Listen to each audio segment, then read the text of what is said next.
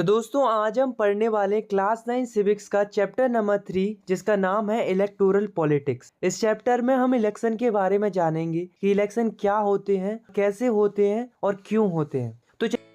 तो दोस्तों चैप्टर की शुरुआत होती है हरियाणा से। 1987 में हरियाणा असेंबली के इलेक्शन चल रहे थे। इस इलेक्शन में दो पार्टी आमने सामने खड़ी हुई। पहली थी कांग्रेस पार्टी जो कि पिछले 5 सालों से रूल करते हुए आ रही थी, और दूसरी थी लोकदल जिसके लीडर थे चौधरी देवीलाल जी। इन्होंने कांग्रेस के अपोजिशन में खड़े होकर न्याय युद्ध किया, जिसका मतलब होता है स्ट्रगल फॉर जस्टिस। इसके अलावा इन्होंने लोगों से प्रॉमिस किया कि अगर उनकी पार्टी इलेक्शन में जीतती है तो वे सारे किसानों की लोन माफ कर देंगे। लोग कांग्रेस से परेशान थे और चौधरी देवीलाल जी के आइडिया से काफी ज्यादा अट्रैक्टेड थे, इसलिए जब वोटिंग हुई तब लोगों ने लोक दल को काफी ज्यादा वोट किया। इनफैक्ट हरियाणा असेंबली में जब 90 सीट्स थी उसमें से 76 सीट्स तो लोकदल और उसके अलायंस को मिलती हैं, जिसमें से 60 सीट्स तो अकेली लोकदल की ही थी, जिसकी वजह से लोकदल इलेक्शन जीत जाती है। इलेक्शन जीतने के बाद चौधरी देवीलाल जी हरियाणा के नए चीफ मिनिस्टर बनते हैं, और चीफ मिनिस्टर बनने के बाद वे सारे किसानों की लोन माफ कर देते हैं। लोकदल पार्टी अगले 4 सालों तक रूल करती है, लेकिन उसके बाद जब 1991 में जब फिर से इलेक्शन होते हैं तब लोकदल पार्टी हार जाती है और कांग्रेस जीत जाती है। Why do we need a election? आखिर हमें इलेक्शन की जरूरत क्यों होती है? किसी भी डेमोक्रेसी में एक रेगुलर इंटरवल के साथ इलेक्शन होते हैं। जैसे कि अगर हम अपनी इंडिया की बात करें तो इंडिया में हर एक 5 सालों में इलेक्शन होते हैं। पूरी दुनिया में 100 से ज्यादा कंट्री ऐसी हैं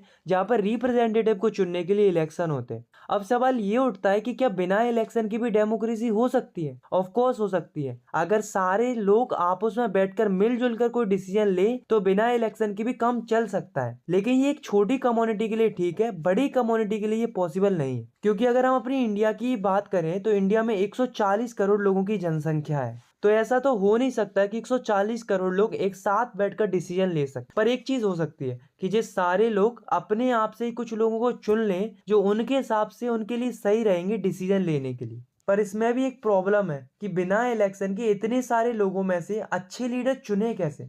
और अगर चुन भी लिया तो क्या गारंटी है कि वो आगे जाकर जनता के हिसाब से काम करेंगे? तो क्या हम उन्हें बाद में जाकर हटा सकते हैं? ऑफ कोर्स हटा सकते हैं, पर इसके लिए हमें जरूरत होगी इलेक्शन की। इलेक्शन की मदद से लोग अपने पसंद का रिप्रेजेंटेटिव चुन सकते हैं और अगले इलेक्शन में उसे हटा भी सकते हैं।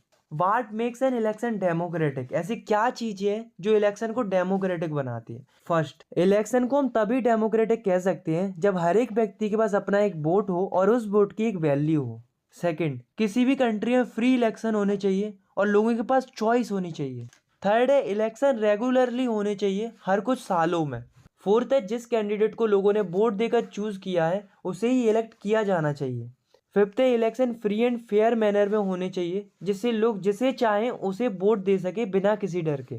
तो दोस्तों किसी कंट्री में ये सारे प्रिंसिपल फॉलो होंगे तभी इलेक्शन डेमोक्रेटिक होंगे, अदरवाइज नहीं होंगे। Now the next topic is it good to have a political competition? क्या पॉलिटिकल कॉम्पिटिशन होना सही है? चलिए देखते हैं। अब आप खुद ही सोचो कि अगर पॉलिटिकल पार्टीज के बीच में कंपटीशन नहीं होगा तो इलेक्शन की कोई वैल्यू ही नहीं रहेगी। अगर घोड़ों की रेस में एक ही घोड़ा दौड़ेगा तो ऑब्वियस सी बात है फर्स्ट भी वही आएगा। इसलिए कंपटीशन होना जरूरी है, क्योंकि कंपटीशन होगा तभी तो बेस्ट का पता चलेगा। लेकिन पॉलिटिकल कंपटीशन होने से कई सारे नुकसान भी है। पॉलिटिकल कंपटीशन के चलते लोगों के बीच में डिवीजन होता है। इसके अलावा पार्टीज एक दूसरे पर आरोप लगाती हैं और कई सारी डर्टी ट्रिक्स का इस्तेमाल करती हैं इलेक्शन को जीतने के लिए। इसकी वजह से समाज और देश के अच्छे लोग जो वास्तव में लोगों के लिए अच्छा करना चाहते हैं वो इन्हीं कारणों की वजह से इलेक्शन में नहीं उतरते। हमारे कॉन्स्टिट्यूशन मेकर्स को ये बातें पहले से पता थी, फिर भी उन्होंने लॉन्ग टाइम विजन को ध्यान में रखकर फ्री कंपटीशन को ही चूज किया। उन्होंने ऐसा इसलिए किया क्योंकि उन्हें पता था कि आने वाले समय में यही व्यवस्था बेहतर काम करेगी। पर आजकल के नेता लोगों की सेवा के लिए नहीं बनते हैं, बल्कि वे बड़ी से बड़ी कुर्सी और ज्यादा से ज्यादा अधिकार पाने के लिए इलेक्शन लड़ते हैं। तो इससे बचने के लिए पॉलिटिकल कंपटीशन होना बहुत ही ज्यादा जरूरी है, क्योंकि नेता जानते हैं कि उन्होंने अगर लोगों की इच्छा के अनुसार काम किया तब तो उनकी लोकप्रियता बढ़ेगी और अगले चुनाव में उनकी जीत की संभावना भी बढ़ेगी। और अगर उन्होंने जनता के हिसाब से काम नहीं किया या फिर जनता को असंतुष्ट किया तो वे अगला इलेक्शन नहीं जीत पाएंगे। इस तरह यदि कोई पॉलिटिकल पार्टी केवल सत्ता में आने की इच्छा से ही आगे आई है तो अभी उसे मजबूरन जनता की सेवा करनी होगी, नहीं तो लोग अगले इलेक्शन में उसकी पार्टी को छोड़कर किसी दूसरी पार्टी को वोट देकर उसे पावर में लाएंगे। What is our system of election? इस टॉपिक में हम पढ़ेंगे कि इंडिया में इलेक्शन किस टाइप से होते हैं। तो इंडिया में दो तरह के इलेक्शन होते हैं, एक लोकसभा के लिए और दूसरे विधानसभा के लिए। लोकसभा के इलेक्शन सेंट्रल लेवल पर होते हैं जिसकी मदद से प्राइम मिनिस्टर को चुना जाता है, और विधानसभा के इलेक्शन स्टेट लेवल पर होते हैं जिससे चीफ मिनिस्टर को चुना जाता है। और ये दोनों ही इलेक्शन हर एक 5 सालों के अंतराल में होते हैं, और इन्हीं इलेक्शंस को हम जनरल इलेक्शन बोलते हैं। पर कभी कभी ऐसा होता है कि किसी कंस्टिट्यूएंसी में वैकेंसी खाली हो जाती है, किसी रिप्रेजेंटेटिव की डेथ की वजह से, या फिर उसने रिजाइन दे दिया इस वजह से, तो उसी वैकेंट पोस्ट के लिए कॉन्स्टिट्यूएंसी में फिर से इलेक्शन होता है किसी नए रिप्रेजेंटेटिव को चुनने के लिए। इस इलेक्शन को बाय इलेक्शन बोलते हैं। तो पहले तो हम ये समझ लेते हैं कि आखिर इलेक्टोरल कॉन्स्टिट्यूएंसी क्या होती है। तो कॉन्स्टिट्यूएंसी का सीधा सा मतलब एरिया से है। जैसे कि लोकसभा इलेक्शन के लिए इंडिया को 543 कॉन्स्टिट्यूएंसी में डिवाइड करके रखा है, और हर एक कॉन्स्टिट्यूएंसी के अंदर से एक एक रिप्रेजेंटेटिव को इलेक्ट किया जाता है। ऐसे करके पूरी इंडिया की 543 कॉन्स्टिट्यूएंसी से 543 रिप्रेजेंटेटिव इलेक्ट होते हैं, जिन्हें हम मेंबर ऑफ पार्लियामेंट यानी कि एमपी कहते हैं। और इन सारी कॉन्स्टिट्यूएंसी में पॉपुलेशन लेवल लगभग बराबर रहता है। सिमिलरली जो विधानसभा के इलेक्शन होते हैं उसके लिए स्टेट्स को अलग अलग कॉन्स्टिट्यूएंसी में बांटा गया है, और इन कॉन्स्टिट्यूएंसी से जो रिप्रेजेंटेटिव इलेक्ट होकर आए होते हैं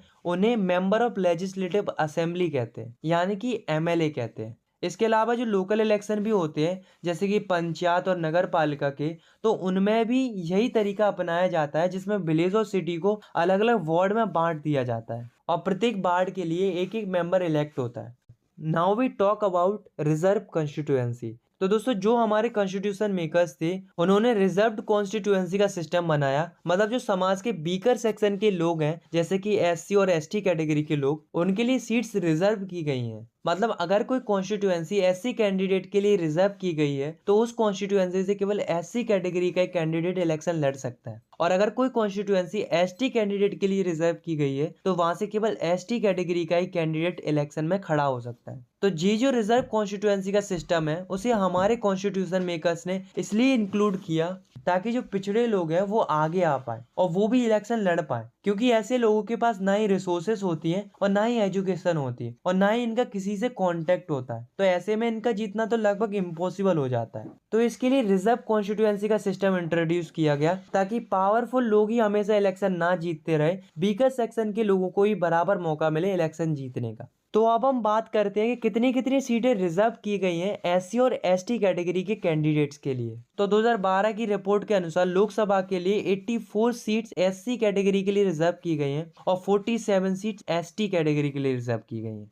ये रिजर्व सीट का सिस्टम बाद में जाकर डिस्ट्रिक्ट और लोकल लेवल पर भी शुरू कर दिया गया। इसके अलावा रूरल और अर्बन लोकल गवर्नमेंट होती है उनमें वुमेन्स के लिए भी 62 सीट रिजर्व की गई है ताकि वुमेन्स को भी मौका मिल सके इलेक्शन लड़ने का। Now the next topic is voter list. तो दोस्तों अभी तक हमने ये जाना कि हर एक कॉन्स्टिट्यूएंसी में रिप्रेजेंटेटिव को इलेक्ट करने के लिए इलेक्शन होते हैं, पर अब पता कैसे चलेगा कि उस कॉन्स्टिट्यूएंसी से वोट कौन डाल सकते हैं और कौन वोट नहीं डाल सकते। तो इसके लिए हमारी गवर्नमेंट पर्टिकुलर कॉन्स्टिट्यूएंसी के लिए वोटर लिस्ट जारी करती है जिसे हम ऑफिशियली इलेक्टोरल रोल कहते हैं। इस वोटर लिस्ट में उन सारे लोगों के नाम होते हैं जो आने वाले इलेक्शन में वोट डाल सकते हैं। हमारी इंडिया के अंदर यूनिवर्सल एडल्ट फ्रेंचाइजी है जिसके मुताबिक हर एक व्यक्ति के पास अधिकार है वोट डालने का, बशर्ते उसकी उम्र 18 या उससे ज्यादा होनी चाहिए। कुछ ही लोग वोट नहीं डाल सकते जैसे कि जो क्रिमिनल होते हैं और जो अनसाउंड माइंड के लोग होते हैं वो वोट नहीं डाल सकते, बाकी सारे लोग वोट डाल सकते हैं। जैसे ही कोई बच्चा 18 साल का हो जाता है तो उसका नाम वोटर लिस्ट में ऐड कर दिया जाता है, और किसी कारणवश किसी की डेथ हो जाती है तो उसका नाम वोटर लिस्ट से हटा दिया जाता है। ये अपडेट वोटर लिस्ट के अंदर हर 5 सालों में होता है इलेक्शन से पहले।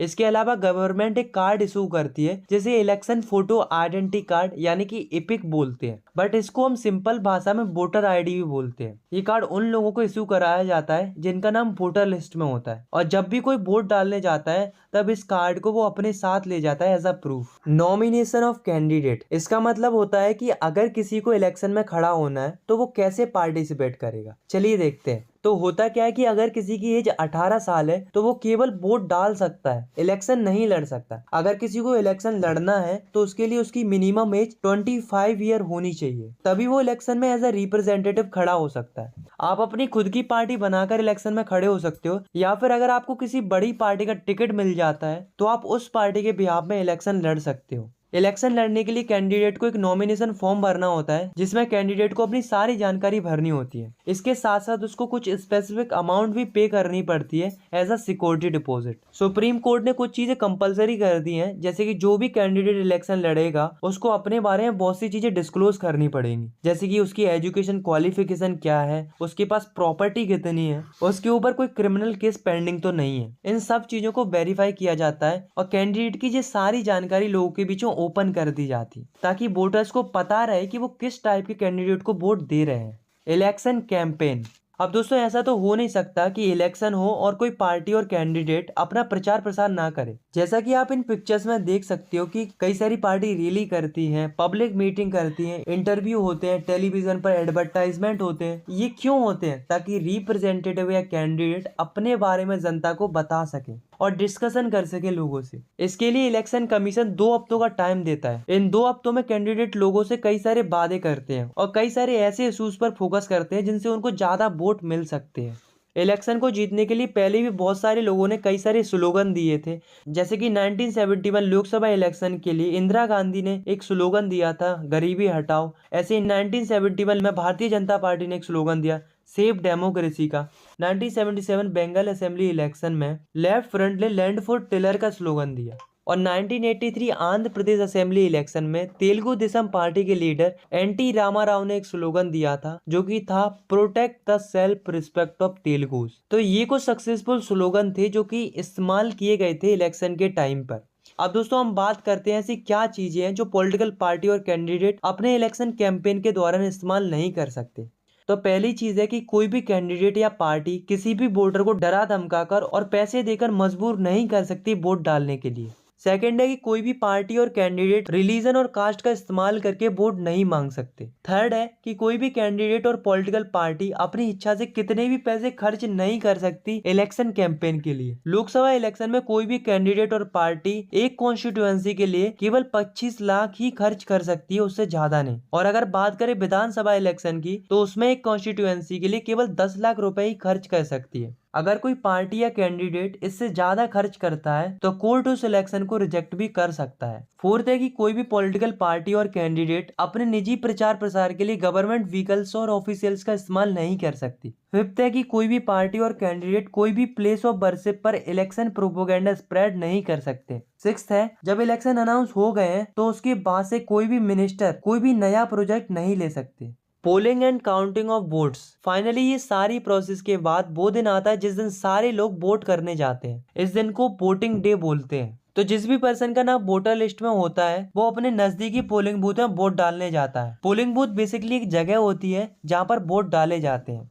तो जैसे ही कोई व्यक्ति पोलिंग बूथ में एंट्री करता है तो सबसे पहले जो इलेक्शन ऑफिसर्स होते हैं वो उस व्यक्ति का आइडेंटिफिकेशन करते हैं। उसके बाद उसकी फिंगर पर मार्क लगाया जाता है, देन उससे बोला जाता है वोट डालने को। सभी कैंडिडेट पोलिंग बूथ के अंदर अपने अपने भरोसेमंद एजेंट बैठा देते हैं, जिससे वे देख सके कि चुनाव ठीक ढंग से हो रहा है या नहीं। पहले के टाइम पर जो लोग वोट डालने आते थे तो उनको एक पेपर दिया जाता था जिसमें सारे कैंडिडेट के नाम और पार्टी सिंबल बने रहते थे। तो वोटर को जिस भी कैंडिडेट को वोट देना होता था तो वो उसके सामने सील लगाकर एक पेटी में डाल देता था। पर इसमें एक समस्या आती थी कि जो कम पढ़े लिखे लोग होते थे वो कुछ इस तरीके की सील लगा देते थे। अब यही समझना मुश्किल हो जाता था कि वोटर ने वोट किसको दिया है, ऊपर वाले को कि नीचे वाले को। और कई बार तो ऐसा भी होता था कि वोटर एक ही पेपर पर 4-4 सील लगा देता था। तो ऐसे में उन वोटों को बाद में जाकर निरस्त करना पड़ता था। पर अब ऐसा नहीं होता है, क्योंकि आज के टाइम पर इंडिया में इलेक्शन के लिए ईवीएम मशीन का इस्तेमाल किया जाता है, यानी कि इलेक्ट्रॉनिक वोटिंग मशीन का। इस मशीन पर सारे कैंडिडेट्स के नाम और पार्टी सिंबल बने हुए होते हैं। तो अब जिस भी वोटर को जिस भी कैंडिडेट को वोट करना होता तो उसे बस उसके सामने वाला बटन दबाना होता है। सिमिलरली इसी प्रोसेस से सारे लोग वोट करते हैं। अब जैसे ही ये वोटिंग कंप्लीट हो जाती है तो इन सारे ईवीएम को सील करके एक सुरक्षित जगह पर रख दिया जाता है। कुछ दिनों के बाद एक फिक्स डेट पर इन सारे ईवीएम को खोला जाता है और किस कैंडिडेट को कितने वोट मिले हैं इसके लिए काउंटिंग शुरू होती है। और जब काउंटिंग चल रही होती है तो वहां पर भी कैंडिडेट के एजेंट रहते हैं, ये चेक करने के लिए कि काउंटिंग सही ढंग से हो रही है या नहीं हो रही है। जब काउंटिंग कंप्लीट हो जाती है तो इलेक्शन के रिजल्ट आते हैं और जिस भी कैंडिडेट को ज्यादा वोट मिलते हैं वो इलेक्शन जीत जाता है। What makes election in India democratic? ऐसी क्या चीजें हैं जो इंडिया के इलेक्शन को डेमोक्रेटिक बनाती हैं? पहली चीज तो यही है कि जो हमारी इंडिया है उसके अंदर जो इलेक्शन होते हैं उसे एक इंडिपेंडेंट बॉडी कंडक्ट कराती है, जो कि है election commission of India. India के इलेक्शन कमीशन को बहुत पावर दी गई है। इलेक्शन कमीशन अपना डिसीजन खुद ले सकती है, उन्हें किसी को भी जवाब नहीं देना होता है। और अगर कोई कैंडिडेट और पार्टी को इलेक्शन कमीशन का डिसीजन अच्छा नहीं लगता है तो अभी कोई कुछ नहीं कर सकता। इंडिया के इलेक्शन कमीशन को जितनी पावर मिली है शायद ही किसी देश के इलेक्शन कमीशन को इतनी पावर मिली होगी। सेकंड है पॉपुलर पार्टिसिपेशन। इंडिया में क्या देखने को मिलता है कि जो इंडिया के लोग हैं वो बहुत ही ज्यादा पार्टिसिपेट करते हैं इलेक्शन के अंदर। अगर हम इंडिया के वोटर्स टर्नआउट फिगर की बात करें, मतलब जितने लोग वोट कर सकते हैं उनमें से कितने लोग एक्चुअली में वोट करने आए हैं, तो हमारे इंडिया में ये परसेंटेज बढ़ ही रहा है, कम नहीं हो रहा है। वहीं जो अदर यूरोपियन कंट्रीज हैं उनमें ये देखने को मिला है कि उनका वोटिंग ग्राफ नीचे जा रहा है। अगर हम पर्टिकुलर इंडिया की बात करें तो इंडिया में ऐसे लोग ज्यादा वोट करने आते हैं जो गरीब होते हैं और जो कम पढ़े लिखे होते हैं। वहीं जो रिच लोग होते हैं वो थोड़ा कम पार्टिसिपेट करते हैं इलेक्शन में, मगर करते हैं। बट अगर ओवरऑल देखा जाए तो इंडिया की most of the population election के टाइम पर वोट करने जाती है, और यही चीज शो करती है कि लोग इलेक्शन के प्रति कितने ज्यादा इंटरेस्टेड है, क्योंकि उन्हें पता है कि उनके वोट की एक वैल्यू है। अगर उन्होंने वोट डाला है तो उनका वोट व्यर्थ नहीं जाएगा, ऐसा लोग मानते हैं। और यही चीज हमारे इलेक्शन को और भी ज्यादा डेमोक्रेटिक बनाती है। एक और चीज है जो हमारे इलेक्शंस को डेमोक्रेटिक बनाती है, वो है कि जो इलेक्शन के रिजल्ट आते हैं उसे सारी कंट्री एक्सेप्ट करती है, चाहे वो अपोजिशन पार्टी हो और चाहे वो आम नागरिक हो। तो ये सारी चीजें हमारी इंडिया के इलेक्शंस को डेमोक्रेटिक बनाती है। Challenges to free and fair election. तो यहाँ तक हमने जितना भी पढ़ा है उससे हमें ये पता चलता है कि इंडिया में जो इलेक्शन होते हैं वो फ्री एंड फेयर मैनर में होते हैं। तो क्या वास्तव में हमारे election free and fair manner में होते हैं? बट कोई भी चीज 100% परफेक्ट नहीं हो सकती, थोड़ी बहुत कमियां तो जरूर होती हैं। ऐसे ही हमारे इलेक्शंस के अंदर भी कुछ कमियां हैं, तो चलिए उनको एक एक करके डिस्कस करते हैं। तो फर्स्ट प्रॉब्लम है कि जिस भी कैंडिडेट के पास ज्यादा पैसे होते हैं उसे थोड़ा ज्यादा एडवांटेज रहता है इलेक्शन जीतने का। मैं ये नहीं कह रहा हूँ कि वो इलेक्शन जीत ही जाएगा, इलेक्शन अदर कैंडिडेट्स भी जीत सकते हैं, बट थोड़ा एडवांटेज ज्यादा रहता है जिसके पास पैसे ज्यादा रहते हैं। सेकंड है, ज्यादातर पॉलिटिकल पार्टी ऐसे लोगों को टिकट अलॉट करती है जिनका क्रिमिनल बैकग्राउंड रहता है। थर्ड है कि कई सारी पॉलिटिकल पार्टीज के अंदर ऐसा देखने को मिलता है जिसमें एक ही परिवार के मेंबर रूल करते हुए आ रहे होते हैं, एक तरफ से सबको टिकट मिले हुए होते हैं। फोर्थ है, इंडिया के अंदर जितनी भी पॉलिटिकल पार्टीज हैं उनकी आइडियोलॉजी और काम करने का तरीका लगभग एक ही जैसा है, किसी भी पार्टी में कोई भी मेजर डिफरेंस नहीं है। तो ऐसे में लोगों के पास एक्चुअल में कोई चॉइस नहीं होती है। लास्ट है कि जो छोटी पार्टीज होती है और जो इंडिपेंडेंट कैंडिडेट्स होते हैं उन्हें बड़ी पार्टीज ऊपर नहीं आने देती, जिसकी वजह से छोटी पार्टीज और इंडिपेंडेंट कैंडिडेट्स को मौका नहीं मिल पाता है। तो ये कुछ चैलेंजेस है जो कि फ्री एंड फेयर इलेक्शन में देखने को मिलते हैं। तो दोस्तों, इन चैलेंजेस को देखकर आप लोग ये मत समझना कि इंडिया के इलेक्शन सही नहीं है। मानते हैं थोड़ी बहुत कमियां हैं, पर इसका मतलब ये नहीं है कि इंडिया के इलेक्शन डेमोक्रेटिक ही ना रहे। और वैसे भी अगर हम कंपेयर करें अदर कंट्रीज से तो हमें पता चलता है कि हमारे इलेक्शन औरों के कंपैरिजन में बहुत अच्छे हैं। आई होप आपको ये वीडियो पसंद आई होगी। अगर आपको ये वीडियो पसंद आई तो आप इस वीडियो को लाइक कर सकते हो, और चाहो तो आप इस चैनल को सब्सक्राइब भी कर सकते हो ऐसी क्लास 9 की वीडियोस आगे देखने।